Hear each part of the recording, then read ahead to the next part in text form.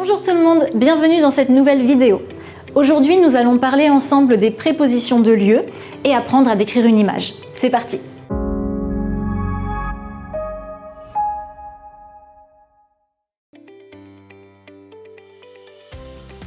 Commençons par un petit peu de vocabulaire. Pour dire qu'un objet se trouve dans un autre, c'est comme en anglais, on va utiliser la préposition in. In.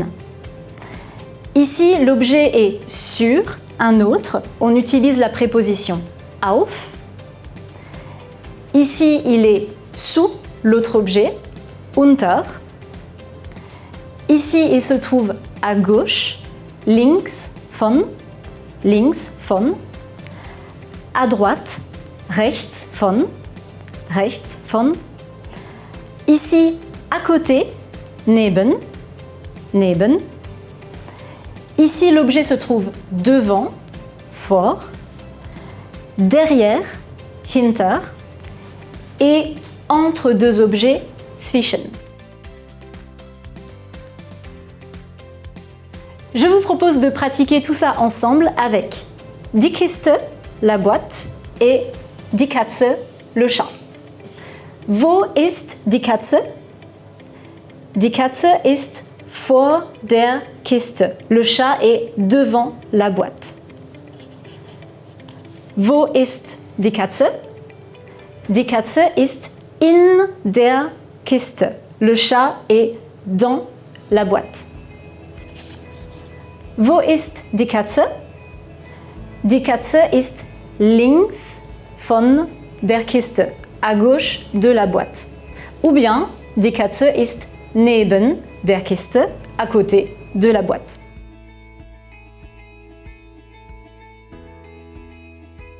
Vous m'avez entendu dire que cet objet s'appelait die Kiste, la boîte, mais die Katze ist auf der Kiste. Le chat est sur la boîte.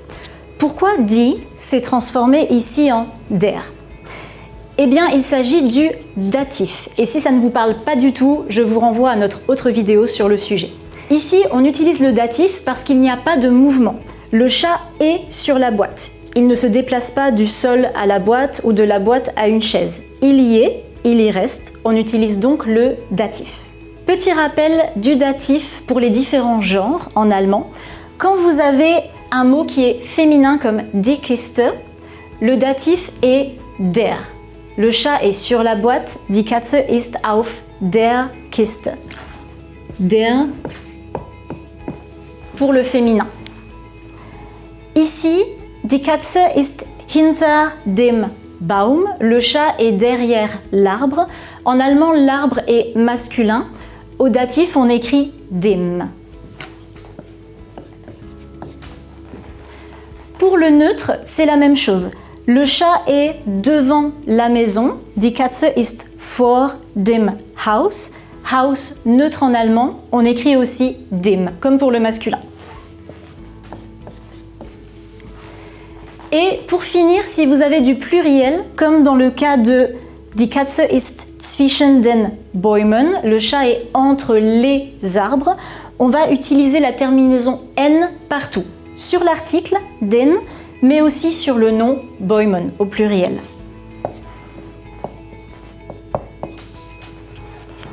Je vous propose un petit exercice pour voir ça ensemble. Dans cet exercice, nous avons 4 phrases de description. Comme nous décrivons des objets ou des personnes qui sont quelque part, qui ne bougent pas, nous allons utiliser le datif.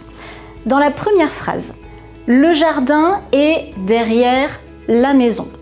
La maison, nous avons vu que c'était neutre en allemand, das Haus. Qu'est-ce que ça donne au datif?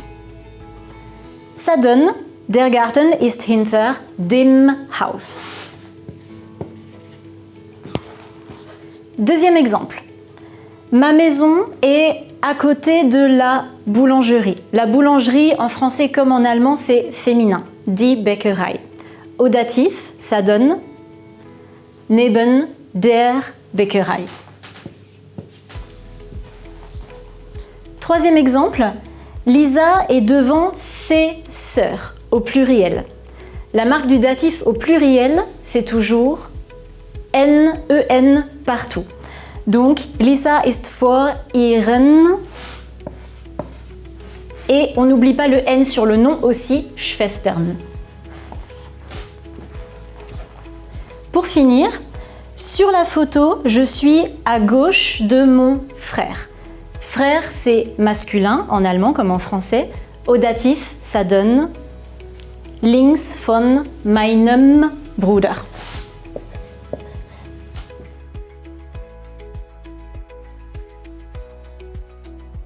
Reprenons die Katze, le chat, et die Kiste, la boîte. Tout à l'heure, je vous ai dit par exemple, die Katze ist auf der Kiste. Le chat est sur la boîte. C'est correct, mais les Allemands seraient un petit peu plus précis.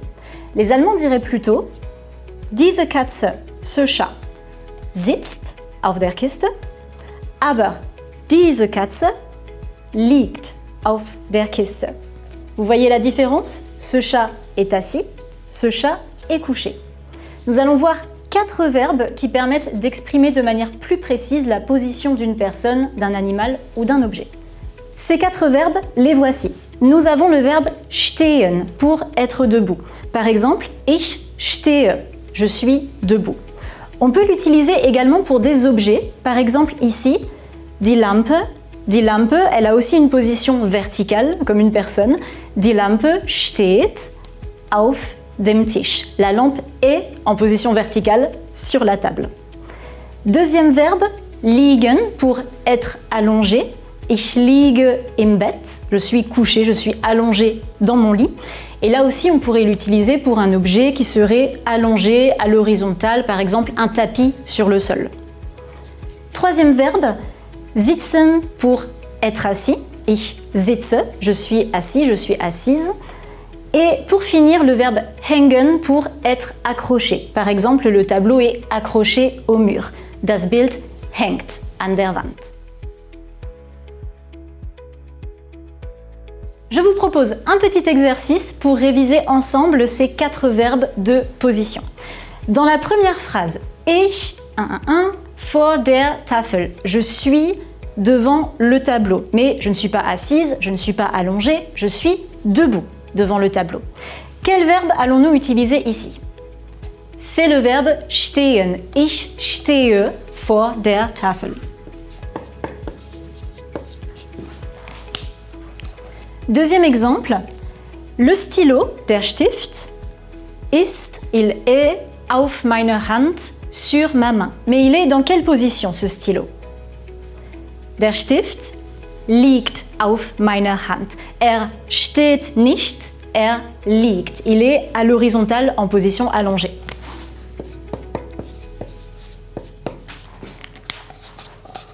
Troisième exemple, das Glas, le verre, ist auf meiner Hand. Il est aussi sur ma main, mais en quelle position cette fois-ci? Das Glas steht auf meiner Hand. Il est en position verticale. Ich stehe, das Glas steht.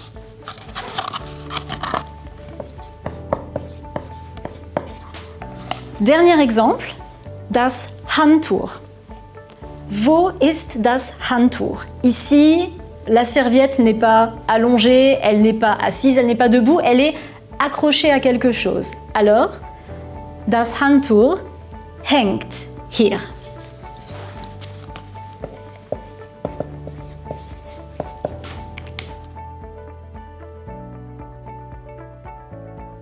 Nous avons vu comment décrire une image fixe. Maintenant, comment parler d'un mouvement? Par exemple, die Katze ist oder sitzt auf der Kiste. Die Katze springt auf die Kiste. Le chat était sur le sol et il saute sur la boîte. Ici, il y a un mouvement, un changement de lieu. Le chat passe du sol à la boîte. Dans ce cas-là, nous n'allons pas utiliser le datif, puisque le datif sert à décrire une position fixe. Nous allons utiliser l'accusatif. Par exemple, die Katze springt auf die Kiste. La boîte, féminin, en français comme en allemand, à l'accusatif, ça reste la même chose, die Kiste. Donc faites bien attention à la différence. Die Katze sitzt auf der Kiste. le chat est sur la boîte, il ne bouge pas, datif, der Kiste, et die Katze springt auf die Kiste. Il y a un mouvement, le chat était sur le sol, il a sauté sur la boîte, die Kiste, accusatif. Ici, le chat saute sur la chaise. La chaise, attention, c'est masculin en allemand, der Stuhl. À l'accusatif, ça va donner auf den Stuhl. Le chat saute sur la chaise. Il y a un mouvement, donc accusatif, auf den Stuhl. Troisième exemple, le chat saute sur le livre. Le livre, c'est neutre en allemand, das Buch. Eh bien, ça reste tout simplement das Buch à l'accusatif. Et dernier exemple, le chat saute sur les livres, pluriel, die Bücher. Ça reste aussi die Bücher à l'accusatif. Ça, vous pouvez également le retrouver dans notre autre vidéo sur le datif et l'accusatif. Rappelez-vous simplement qu'à l'accusatif, c'est seulement le masculin qui change. Der devient den.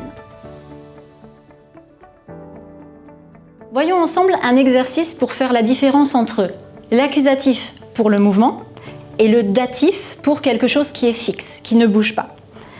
Dans ces phrases, je vous ai mis toujours à gauche l'article à l'accusatif, donc quand il y a un mouvement, et à droite l'article au datif, quand on est quelque part, qu'on est fixe, qu'on ne change pas de lieu. Qu'est-ce qu'on va choisir? Dans la première phrase, le chat dort sur le canapé. Die Katze schläft auf das Sofa oder auf dem Sofa. Ici, le chat est sur le canapé. Il est en train de dormir, il ne passe pas du canapé au sol à la chaise, il y reste. On utilise donc le datif pour quelque chose qui est fixe, qui ne change pas de lieu. Donc, die Katze schläft auf dem Sofa. Autre exemple, les enfants vont à l'école. In die Schule oder in der Schule. Ici, les enfants étaient à la maison, ils vont à l'école, il y a un changement de lieu, on utilise donc l'accusatif. Die Kinder gehen in die Schule. Troisième exemple, le chien court derrière la maison. Il était devant la maison et il court pour aller derrière la maison. Ici, est-ce qu'on utilise l'accusatif ou le datif? Ici, il y a bien un changement de lieu. Le chien était devant la maison, il court pour aller derrière. On utilise donc l'accusatif. Der Hund läuft hinter das Haus. Si je dis Der Hund läuft hinter dem Haus, ça signifie que le chien est bien en train de courir, mais qu'il reste derrière la maison. Quatrième exemple. J'étudie dans ma chambre. In mein Schlafzimmer oder in meinem Schlafzimmer. Ici, je reste dans la même pièce, ma chambre, je ne change pas de lieu. C'est donc bien Ich studiere in meinem Schlafzimmer, datif. Dernier exemple, je pose le livre sur la table. Le livre est dans ma main, je le pose sur la table. Auf den Tisch oder auf dem Tisch. Ici, il y a bien un changement de lieu. Le livre était dans ma main, je l'ai posé sur la table. Il est passé de ma main à la table. Il y a donc un déplacement, on utilise l'accusatif. Ich lege das Buch auf den Tisch. Petit moyen mémotechnique, le datif, c'est le mot le plus court, il représente quelque chose qui est fixe à un endroit qui ne bouge pas, alors que l'accusatif représente bien un mouvement, un déplacement, un changement de lieu. Dans le dernier exemple de l'exercice précédent, j'ai dit Ich lege das Buch auf den Tisch. Le verbe lege vous rappelle peut-être liegen, qu'on a vu juste avant. Pour exprimer un mouvement, un déplacement en allemand, on peut aussi utiliser des verbes plus précis que simplement le verbe mettre ou poser en français. Les verbes sont ici, et vous allez voir qu'ils sont très similaires au verbe de position qu'on a vu juste avant. Nous avons le verbe stellen. Stellen vous rappelle peut-être stehen, ich stehe, je suis debout. Ich stelle, je pose un objet en position verticale. Par exemple, je pose la bouteille, ich stelle die Flasche, je la pose comme ça et pas à l'horizontale. Autre exemple, legen, qu'on a vu dans l'exercice, qui vous rappelle peut-être liegen, être couché, être allongé. Ici, ich lege das Handy, je pose le téléphone, mais je ne le pose pas comme la bouteille en position verticale, je le pose bien en position horizontale. Ich lege das Handy. Das Handy liegt. Le troisième verbe, setzen, vous rappelle peut-être sitzen, être assis. Ich sitze, je suis assise. Ich setze, par exemple, j'assois le bébé dans sa chaise. Dernier verbe, hängen, eh bien là c'est exactement le même que tout à l'heure. Le tableau est accroché, das Bild hängt. J'accroche le tableau, ich hänge das Bild. C'est exactement le même verbe pour le mouvement ou pour la position. Je vous propose un petit exercice dans lequel vous devez choisir le verbe de déplacement correct. Par exemple, dans la première phrase, j'ai un stylo que je pose comme ça, dans cette position. Alors, qu'est-ce que je fais avec le stylo? Ich lege den Stift. Je le pose en position horizontale. Ich lege.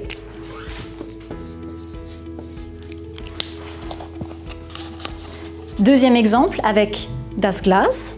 Je pose le verre, mais cette fois-ci dans cette position. Qu'est-ce que je fais? Ich stelle das Glas. Troisième phrase, das Handtuch. Ich. Qu'est-ce que je fais?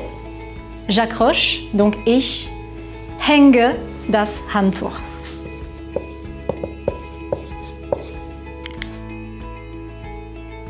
Et voilà, j'espère que cette vidéo vous a plu. Et pour pratiquer tout ça, rien de plus simple. Quand vous êtes chez vous, que vous ne savez pas trop quoi faire, eh bien, essayez de décrire ce qu'il y a autour de vous. Est-ce que vous voyez peut-être une lampe qui est debout sur le sol dans votre chambre? Die Lampe steht. Est-ce que vous voyez un tapis qui est par terre? Der Teppich liegt, etc., etc. Vous pouvez aussi décrire vos actions. Qu'est-ce que je suis en train de faire? Je pose un objet, j'en pose un autre. Peut-être que je pose un stylo ou mon téléphone de manière allongée. Peut-être que je pose une bouteille d'eau à la verticale. Rien de plus simple pour réviser les verbes. Et n'oubliez pas le datif et l'accusatif.